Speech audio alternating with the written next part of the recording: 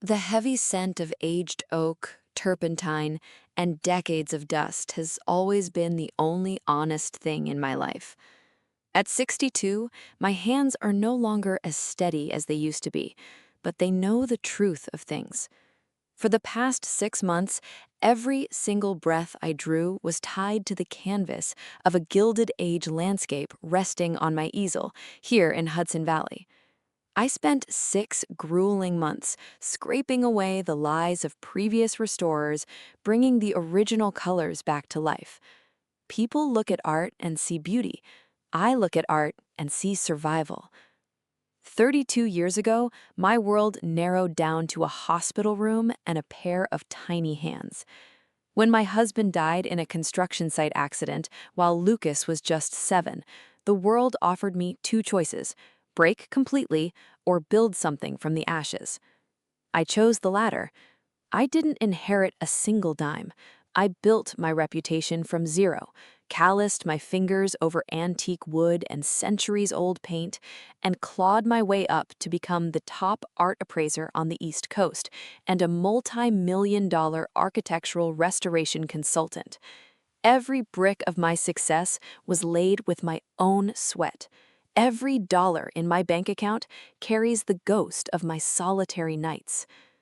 And then the heavy iron door of my workshop creaked open. Lucas walked in. At 32, my only son looked less like a man carving his own path and more like a well-dressed shadow. Right beside him was Victoria Sterling, 28 years old, carrying the unmistakable scent of old money and deep desperation. Everyone in New York's high society circles knew the Sterling real estate empire was quietly bleeding out beneath a veneer of luxury, hanging by a thread and looking for a bailout. Victoria offered me a practiced, paper-thin smile that didn't reach her cold, calculating eyes. While pretending to admire my workspace, her gaze darted sharply across the multi-million-dollar antiquities scattered around my studio. In that split second, her eyes gave away the exact thought running through her entitled mind: just an aging, working-class artisan.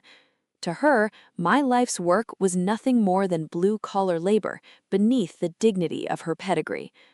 She didn't waste time with politeness. The silence in the workshop stretched thin before she broke it, her voice cutting through the smell of turpentine like a scalpel. "Mrs. Vance," began Victoria, her tone dripping with rehearsed, polite condescension. "Regarding our upcoming million-dollar wedding, it's going to be hosted at Blackwood Estate, the historic 19th century property you personally restored and currently own." I didn't look up from my brush. I kept my eyes fixed on the canvas, listening. "Due to the sheer exclusivity of the guest list and the high society standards we need to maintain," Victoria continued, stepping closer with a chilling, unapologetic smirk, "we would prefer you to stay out of sight during the main ceremony. We want you stationed in the service area or the catering kitchen, rather than the main hall. Frankly, your appearance, your age, and your independent contractor background simply don't fit the picture-perfect aesthetic we've curated for our guests."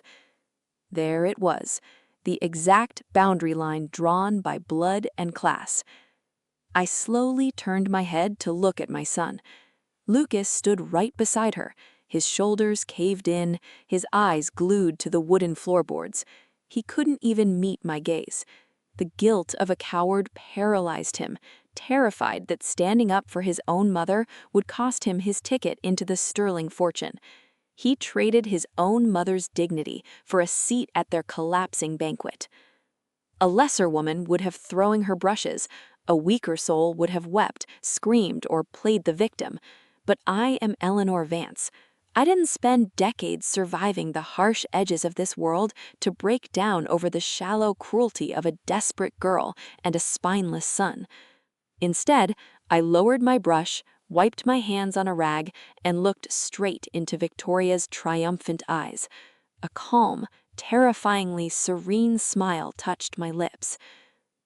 "Consider it done, Victoria," I said, my voice dangerously steady. carrying an icy edge that made her smile falter for just a fraction of a second. She blinked, mistaking my chilling composure for utter submission, completely blind to the trap she had just walked into. Static hums across the airwaves, fading into the steady, rhythmic ticking of an old grandfather clock.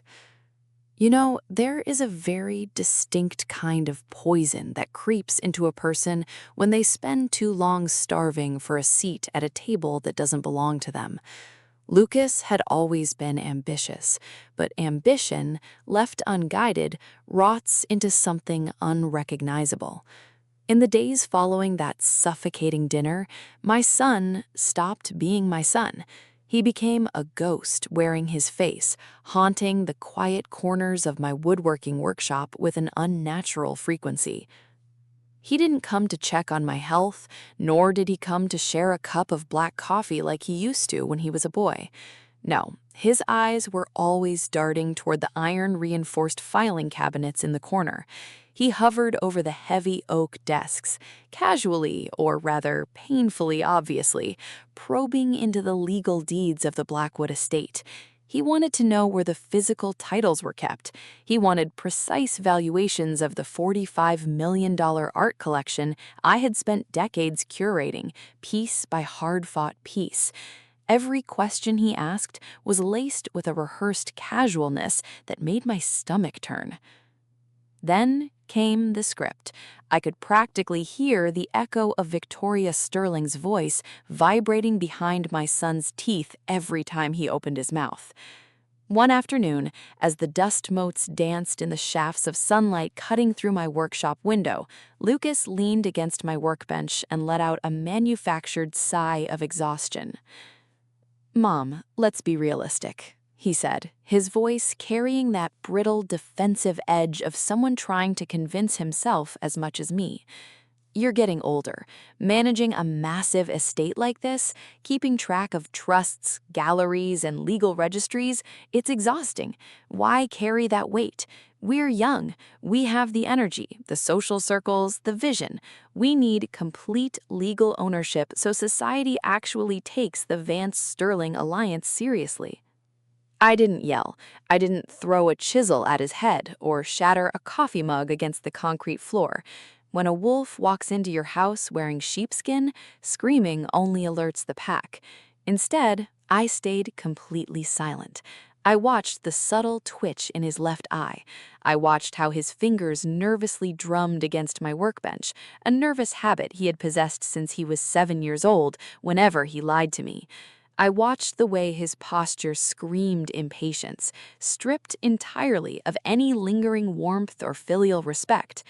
In that quiet, heavy stillness, the horrifying truth settled deep into my bones. The boy I had raised, the child I had protected through the hardest years of my life, had been hollowed out.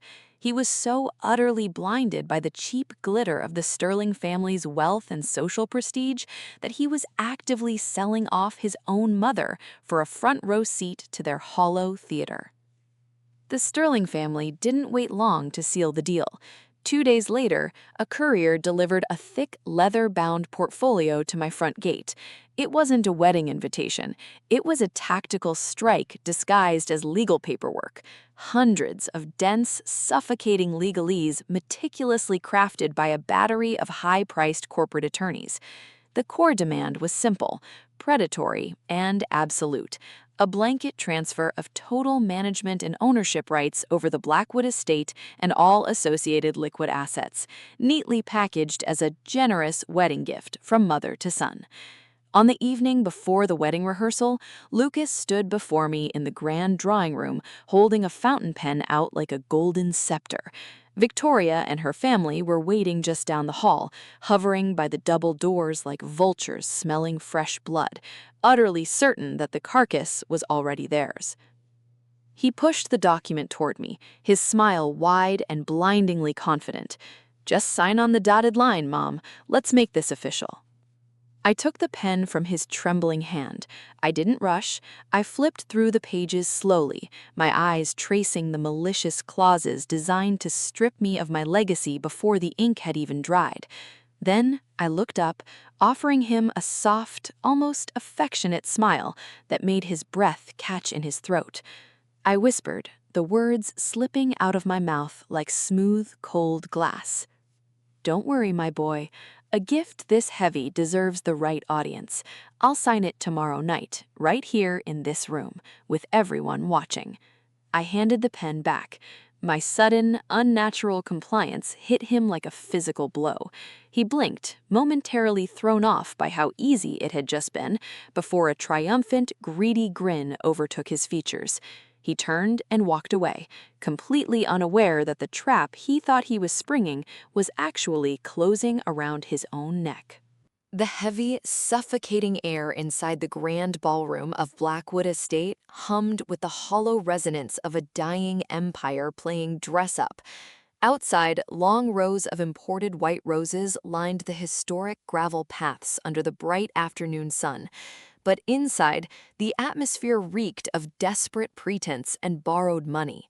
This was the wedding of the century for Manhattan's fading elite, a lavish $1.2 million spectacle financed entirely through hidden commercial loans and backdoor debt that Victoria Sterling had forced my son to quietly take out behind my back, sinking his neck deep into a financial noose before he even said his vows.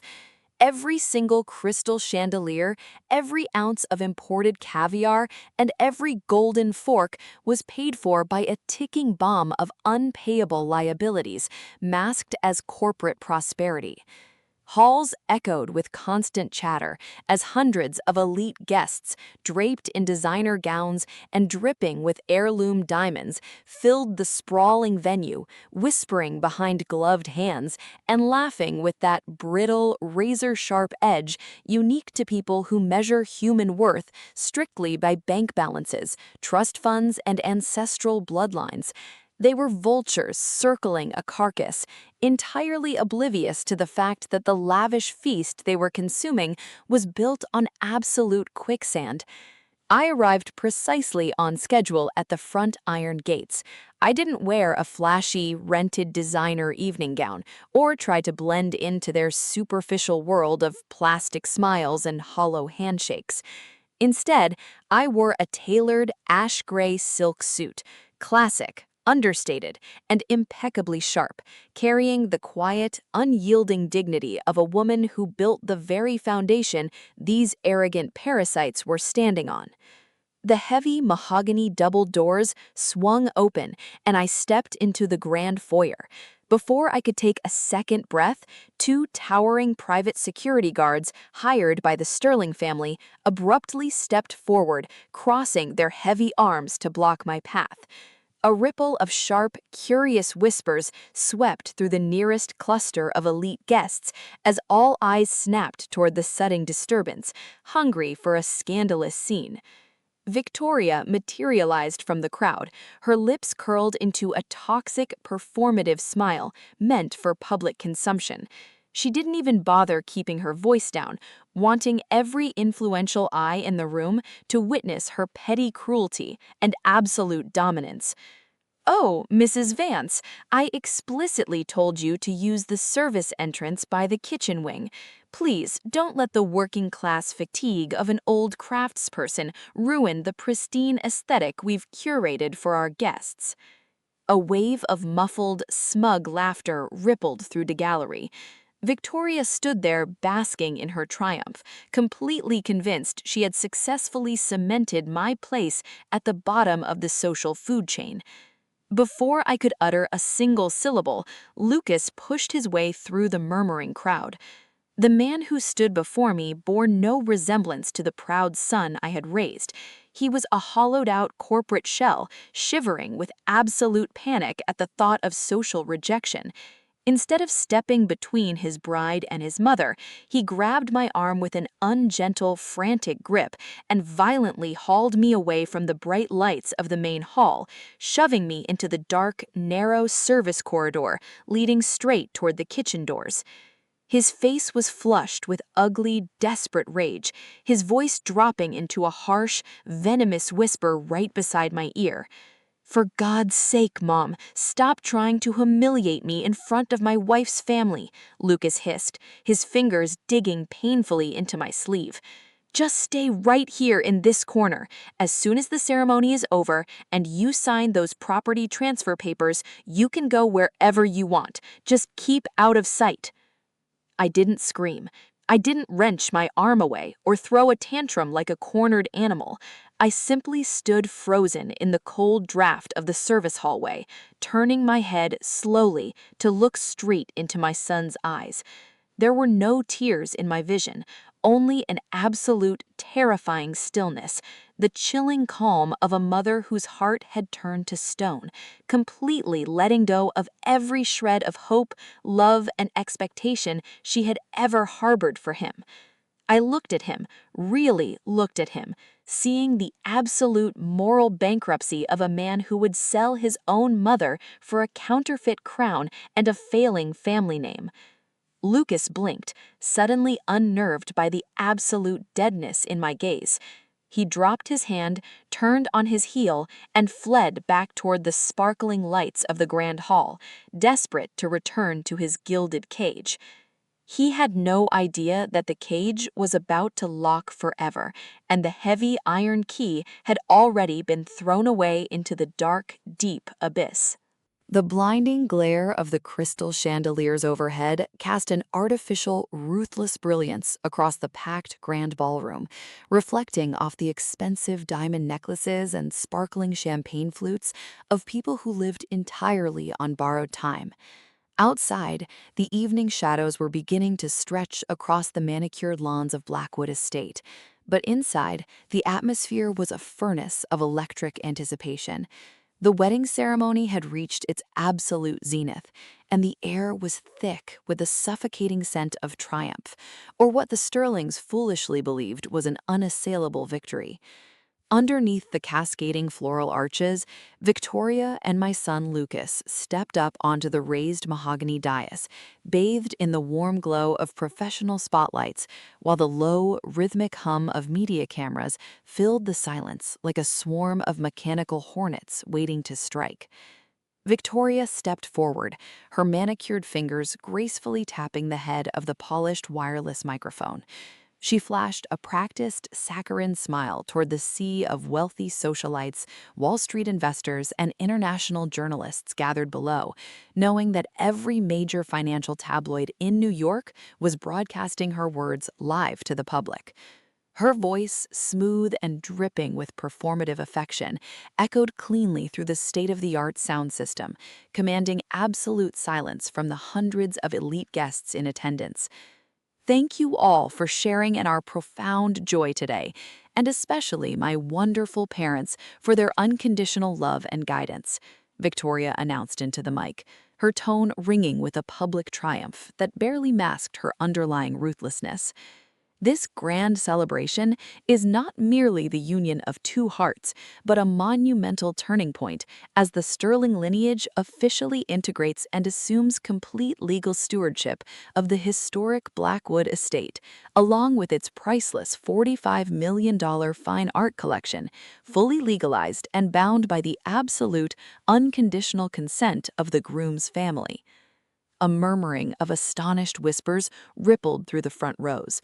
Reporters furiously scribbled notes into their tablets, while high society elites exchanged knowing, smug grins, entirely convinced they were watching the final execution of a corporate hostile takeover executed in broad daylight without a single shot fired.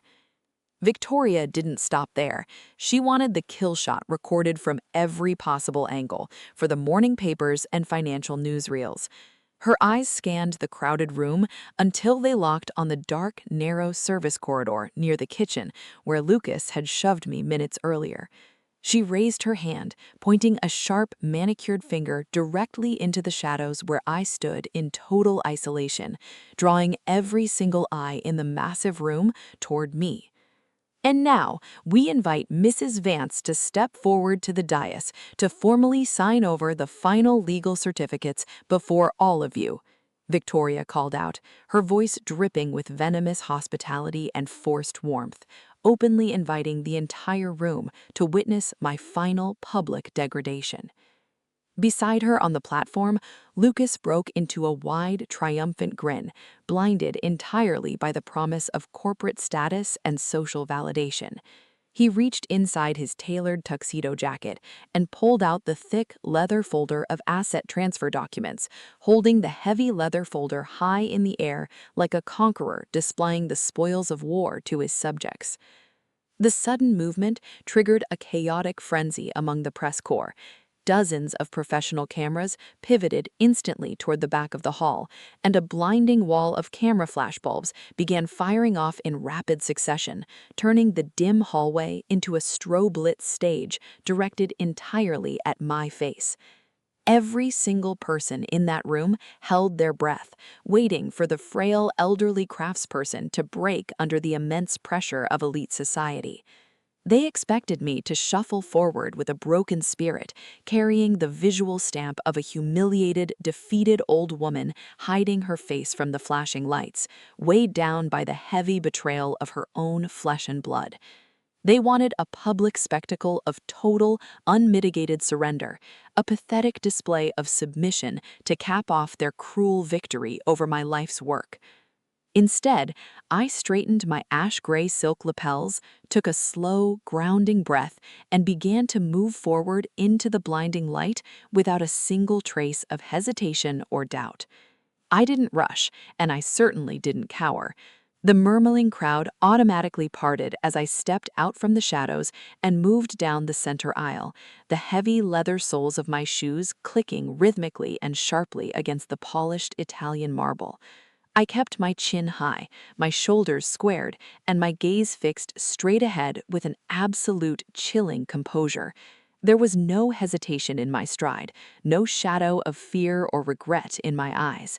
I walked through that sea of judgmental faces not as a victim summoned to her own slaughter, but as a sovereign queen stepping forward to reclaim her throne once and for all. The heavy crystal chandeliers overhead hummed softly, casting a cold, unyielding light across the silent ballroom as I stepped firmly onto the elevated mahogany platform under the blazing studio spotlight. Hundreds of elite eyes were locked on my every movement, filled with the eager anticipation of high society spectators waiting for a helpless old woman to sign away her life's work without a single protest. Instead of taking the gold-plated pen from Lucas, I gently reached out, my fingers sliding the thick leather portfolio of property transfer papers away from his grasp. I didn't open the signature page. Instead, with deliberate calm, I flipped directly to the final legal addendum, holding the official document high toward the battery of television cameras and international journalists recording every single second of the live broadcast for millions of eager viewers across the country. The room was so suffocatingly quiet, you could hear the faint whir of the media lenses zooming in from the back of the hall. My voice didn't waver. It carried cleanly and steadily across the state-of-the-art sound system, ringing off the marble pillars with absolute, terrifying clarity that pierced right through the ambient tension of the room and silenced every single heartbeat in the crowd. "Victoria, my dear, you are entirely right about one thing," I announced into the microphone, my tone measured, smooth, and completely devoid of any fear. "Today is indeed a historic turning point, but there is a glaring, fatal detail that you and your high-priced corporate legal team completely failed to verify before planning this grand spectacle. The Blackwood estate and the entire multi-million-dollar art collection have never belonged to Lucas Vance." An instantaneous wave of dead silence froze the entire ballroom in its tracks. The smug, superior smiles from the faces of the high society socialites in the front rows were replaced by sudden shock and whispering murmurs. Beside me, Lucas instantly turned a blinding shade of chalky white, his polished corporate composure shattering in a single second as cold panic seized his chest. "What absolute nonsense are you talking about, Mom? Have you lost your mind in front of all these people?" Lucas hissed, his voice cracking with sudden fury and raw desperation as he lunged forward. I didn't flinch or retreat an inch. With my left hand, I calmly slid open my tailored silk jacket and pulled out a second, much heavier legal dossier, one stamped with the unmistakable brilliant red wax seal and embossed gold crest of the New York State Supreme Court. The day Lucas turned 18, following the tragic passing of his father, I established an irrevocable trust registered strictly under my own name and protected by federal asset laws. I continued, my voice cutting through his frantic protests like a razor-sharp blade. Lucas was granted temporary residential rights and managerial oversight solely as an authorized corporate employee. He has zero legal standing, zero equity ownership, and absolute zero authority to transfer, sell, or encumber a single square inch of this property. Any transfer document executed without the unanimous, authenticated signature of the primary trust board is legally void, fraudulent, and entirely useless before a federal judge. I turned my gaze away from the cameras, shifting my eyes directly toward Victoria and her stunned, paralyzed parents standing at the edge of the stage. The arrogant armor they had worn all afternoon had completely dissolved into sheer, unadulterated terror under the blazing studio lights. Every whisper among the guests died down instantly, leaving only the sound of heavy breathing echoing in the vast, glittering space. Furthermore, let me remind everyone here of Clause 7, Section B, explicitly inscribed within the binding bylaws of the Vance Irrevocable Trust. The legal terms state clearly, if the appointed manager is ever found guilty of gross moral misconduct, conspiracy to commit asset fraud, or public defamation and mistreatment of their living parent, their managerial rights and residency privileges are instantly revoked, terminated, and stripped away without warning. I looked straight into my son's wide, terrified eyes, letting every single syllable sink deep into his conscience before delivering the final, crushing blow that would shatter his entire world forever.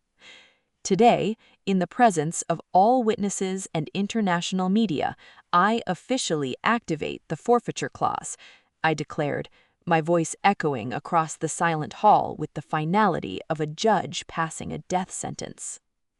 The silence in the grand ballroom was absolute, heavy, and total. The trap had finally slammed shut, burying their greed beneath the weight of undeniable law.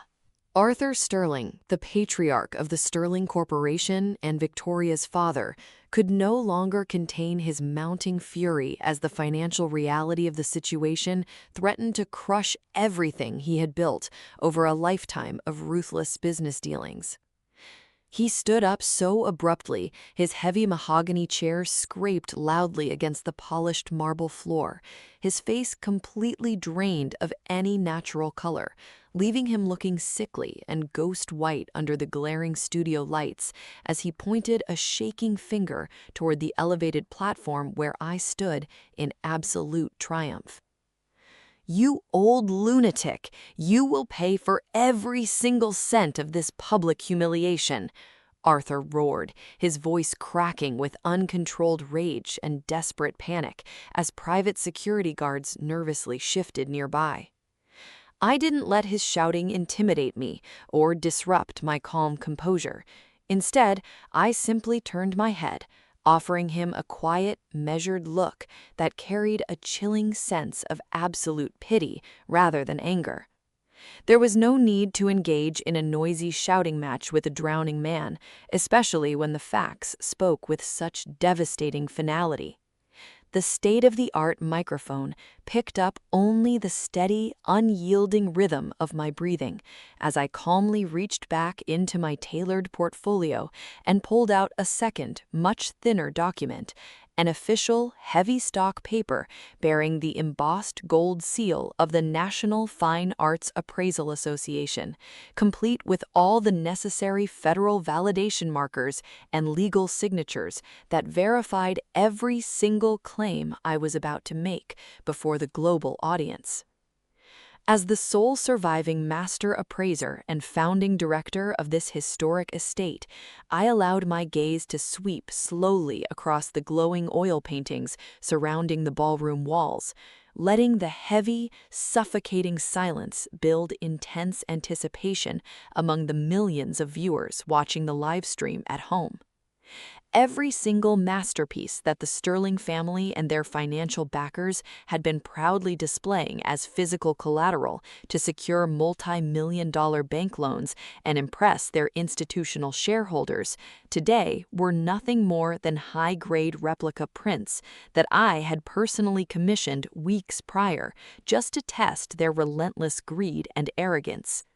The genuine, authenticated originals, conservatively valued at $45 million, had already been safely relocated to a federal high-security vault in downtown Manhattan at dawn that very morning, far away from their grasping hands and predatory corporate partners who thought they could manipulate the market forever without facing any consequences.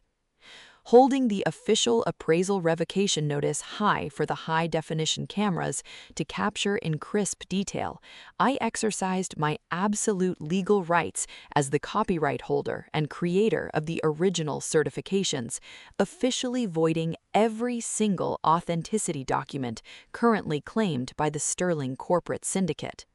The market value of the assets backing their entire credit portfolio had instantly plummeted to absolute zero in the eyes of the law, reducing their multi-billion-dollar backing to worthless paper.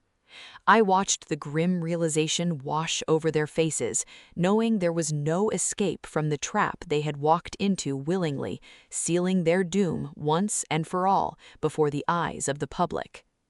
The moment the final legal implications settled over the room, total chaos erupted across the grand ballroom. The polished, polite atmosphere of the high society wedding dissolved instantly into an ocean of panicked whispers, shouting voices, and frantic physical movement. In the front rows, several major business partners and institutional investors who had lent millions to Arthur Sterling stared at their glowing smartphones in absolute horror as emergency market alerts flooded their screens. I watched quietly from the stage as 3 different senior board members pulled out their phones, frantically dialing their chief financial officers to order an immediate emergency pullout of their capital before the news hit the public stock exchanges. Arthur's knees buckled under the unbearable weight of the catastrophe, and he had to grab the edge of the velvet-draped table from collapsing right there in front of the live cameras, watching his multi-billion-dollar empire evaporate into thin air before the eyes of the entire world, leaving behind nothing but the bitter ashes of their own unbridled greed and arrogance. Every single person in the room understood that the game was permanently over, and no amount of money could ever buy back their destroyed reputation. The heavy mahogany doors at the far end of the grand ballroom suddenly swung wide open with a sharp, echoing bang that instantly shattered the chaotic whispers of the panicked guests and brought a dead, suffocating silence over the entire hall. 2 New York State police officers in crisp uniforms stepped purposefully into the brilliant light of the chandeliers, their faces expressionless and grim, as they marched directly down the center aisle following an emergency federal warrant previously filed by my legal counsel. Every single pair of eyes in the room snapped away from the devastated family to watch the real power of the law finally arrive, stepping in to sweep away the last remnants of corporate arrogance under strict judicial standards that no amount of money could ever buy off or manipulate in this high-stakes world of elite corruption and deceit. The lead officer stopped just a few paces from the elevated platform, unrolling an official parchment bearing the brilliant state seal as his authoritative voice rang out cleanly across the state-of-the-art sound system, echoing against the towering marble pillars. Victoria Sterling and Lucas Vance, you are both formally placed under arrest and charged with criminal financial fraud, the deliberate falsification of legal signatures, and an organized conspiracy to misappropriate private personal assets, the captain announced, his words carrying the unyielding weight of real-world justice that left no room for escape, negotiation, or denial from anyone involved in this elaborate corporate scheme. The moment the devastating charges echoed through the air, the fragile veneer of high society civility completely shattered into absolute madness. Victoria lost every ounce of her pampered composure, letting out a wild, high-pitched shriek of pure betrayal and panic before lunging directly at Lucas like a cornered animal trapped in a burning building. "You lied to me! You swore your family was filthy rich and that this entire historic estate belonged to you. You're nothing but a pathetic fraud," she screamed, her expensive designer nails tearing viciously at his face as she clawed and shoved him in front of the horrified media cameras broadcasting live to millions of homes across the nation.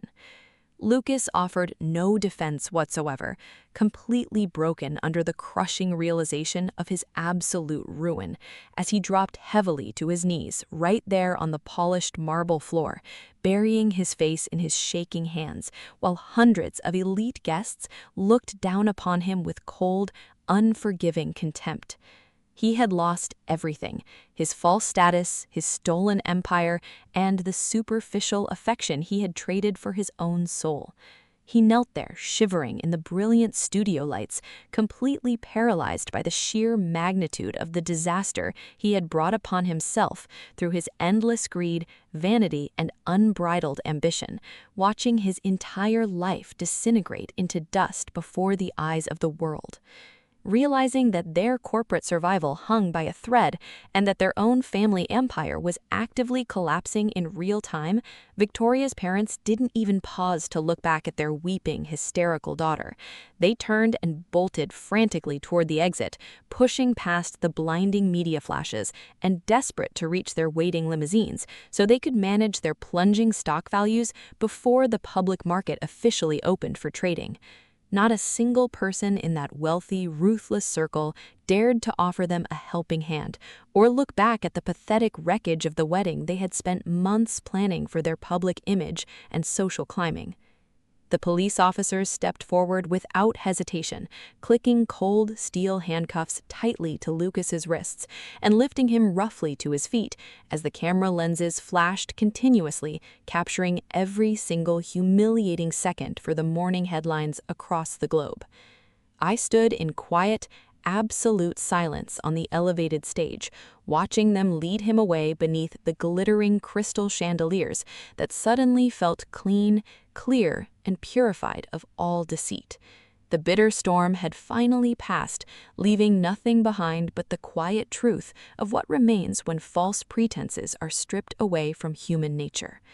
The cameras continued rolling, capturing the final quiet moments of a fabricated empire falling into complete ruin under the harsh light of reality, leaving only an aging mother standing tall among the ashes of a stolen future.